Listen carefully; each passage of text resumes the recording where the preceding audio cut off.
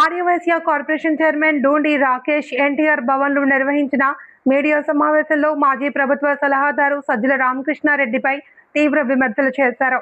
అధికారంలో ఉన్నప్పుడు అన్నీ తామే అన్నట్లుగా వ్యవహరించిన సజ్జల ఇప్పుడు అధికారాన్ని కోల్పోయిన తర్వాత మూసివేసే దుకాణంలో గుమ్మస్తాలా వ్యవహరిస్తున్నారని వ్యాఖ్యానించారు. ప్రజలు స్పష్టమైన తీర్పు ఇచ్చిన తర్వాత కూడా వాస్తవాలను అంగీకరించకుండా ప్రభుత్వ ప్రజా ప్రతినిధులపై నిరాధార ఆరోపణలు చేయడం తగదన్నారు. రాష్ట్ర అభివృద్ధి కోసం ప్రభుత్వం చేపడుతున్న కార్యక్రమాలపై ప్రతిపక్షం బాధ్యతాయుతంగా వ్యవహరించాలి అని సూచించారు. రాష్ట్ర ప్రయోజనాల కంటే రాజకీయ విమర్శలకే ప్రాధాన్యం ఇవ్వడం సరికాదు అని, ప్రజల ఆకాంక్షలకు అనుగుణంగా పాలన కొనసాగుతుంది అని డూండి రాకేష్ తెలిపారు.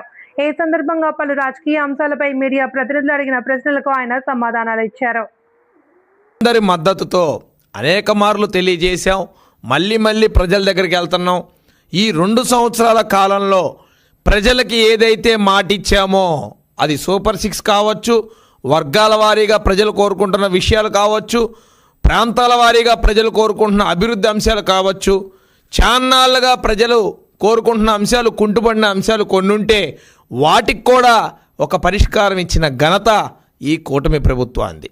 ప్రజలు ఏదైతే కోరుకుంటున్నారో, వారి మనసులో ఏదైతే ఆలోచన ఉందో, మాట ఉందో, దాన్ని వారికి దగ్గరయ్యేలాగా వారి సమస్యలు తీర్చటమే ప్రధాన ఎజెండాగా మేమందరం కూడా పనిచేయటం జరుగుతూ ఉంది.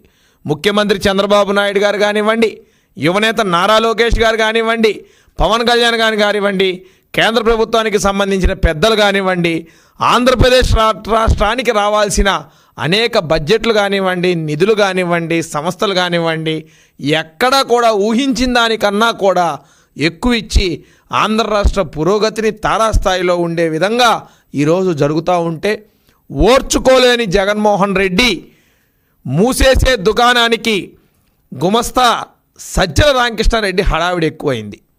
ఏదైతే అతని షట్టర్ మూసేసి 11 అంగుళాలు మాత్రమే గ్యాప్ ఉన్న ఆ దుకాణానికి సజ్జల గుమస్తా హడావిడి మాత్రం విపరీతంగా ఎక్కువైపోయింది ఈ మధ్య.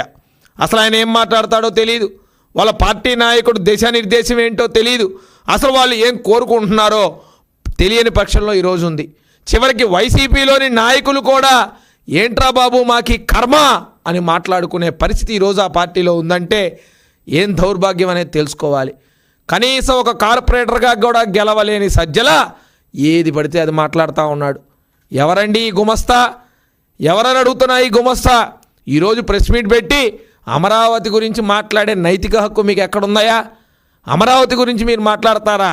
అసలు అమరావతి అంటే ఏమనుకుంటున్నారు? అనేక మంది ప్రజలతో డిస్కస్ చేసి అన్ని ప్రాంతాల వారికి సౌలభ్యంగా మధ్యలో ఉంటే, అటు రాయలసీమ ప్రాంతానికి కానివ్వండి, ఇటు ఉత్తరాంధ్ర ప్రజలకు కానివ్వండి, అందరికీ కూడా సౌలభ్యం కోసం ఒక అమరావతి అనే ఒక పెద్ద రాజధాని ఏర్పాటు చేసి దాని ప్రజల సౌలభ్యం కోసం కేంద్ర సంస్థలన్నింటినీ కూడా అక్కడ పెడతా ఉన్నాం. కేవలం ఒక సెక్రటరేటే కాదు, శాసనసభ అనుకోండి, ప్రభుత్వ అధికారుల నిలయాలు అనుకోండి, హైకోర్టు అనుకోండి, జ్యుడిషియల్ భవనాలు అనుకోండి, కేంద్ర ప్రభుత్వ కాంప్లెక్స్లు అనుకోండి, ఆర్బీఐ అనుకోండి, విద్యా సంస్థలు అనుకోండి, అనేక రంగాలకు సంబంధించిన పెద్ద విషయాలన్నీ కూడా అమరావతిలో కేంద్రీకృతం అవుతూ ఉంటే ఉండబట్టలేకపోతూ ఉన్నారు. ఎలా బురద జల్లాలా అని మళ్ళీ మొదలయ్యారు. ఆ రోజేమో ఆనాడు అసెంబ్లీలో కూర్చొని అమరావతికి మినిమం 30,000 ఎకరాలు ఉంటే మేము సిద్ధం అని అన్నారు. మళ్ళీ తెలుగుదేశం పార్టీ కూటమి ప్రభుత్వ అధికారంలోకి వచ్చి అమరావతిని సక్సెస్ఫుల్ తెస్తే నేను ఇల్లు కట్టుకుంది అమరావతి కాదా, నేను అమరావతిలోనే ఉంటున్నా, నాది అమరావతే అని చెప్పాడు ఈ మోహన్ రెడ్డి. మరి ఎక్కడికి వెళ్ళాడు ఈ గుమస్తా ఆ రోజు? మళ్ళీ తర్వాత వచ్చి 3 రాజధానులు అని చెప్పి డబల్ గేము. పోనీ 3 రాజధానులు చేసావా? 3 రాజధానులకు నువ్వు చేసిందేంటి? దానికి సమాధానం లేదు. ఈరోజు మళ్ళీ వచ్చి మావిగాన్ అంటాడు. కత్తి, కొడవలి, గన్ను, గొడ్డలి, ఇది తప్ప ఇంకా వేరే ప్రపంచం లేదా? జగన్మోహన్ రెడ్డి, నువ్వు మూసేసే నీ గుమస్తా సజ్జల రామకృష్ణారెడ్డి తప్ప అక్కడ ఎవరున్నారు? ఇంకా ఏం మాట్లాడుతున్నారు మీకన్నా అర్థమవుతుందా?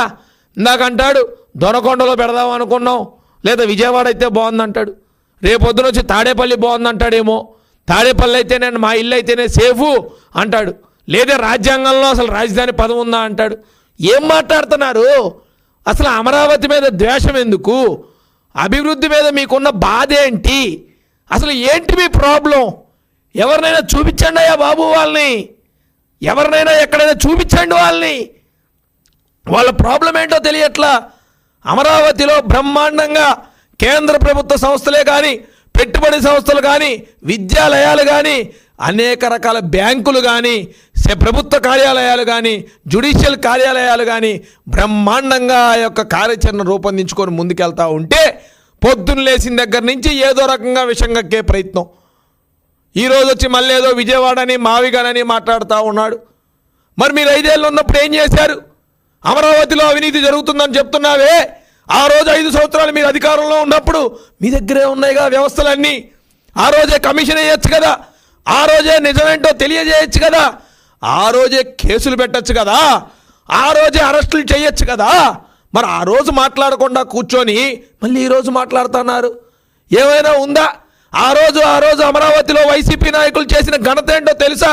వేసిన రోడ్లను తవ్వేశారు, వేసిన గ్రావెల్ని దొంగతనం చేశారు, వేసిన కరెంటు పోల్ తీగలు దొంగతనం చేశారు. ఎన్ని రకాల ఘోరాలు చేశారో మీకు ఎవరికి తెలీదా? చివరికి అమరావతి రైతుల్ని, ఆడబిడ్డల్ని నడి బొడ్డులో కొట్టి ఆడబిడ్డల్ని జుట్టు పట్టుకొని లాక్కెళ్ళిన ఘనత మీది. మీరు కూడా అమరావతి గురించి ఈరోజు మాట్లాడుతున్నారంటే అంతకన్నా దౌర్భాగ్యం ఇంకేమన్నా ఉందా? అసలు ఏంటి మీ ప్రాబ్లం? ఆంధ్రప్రదేశ్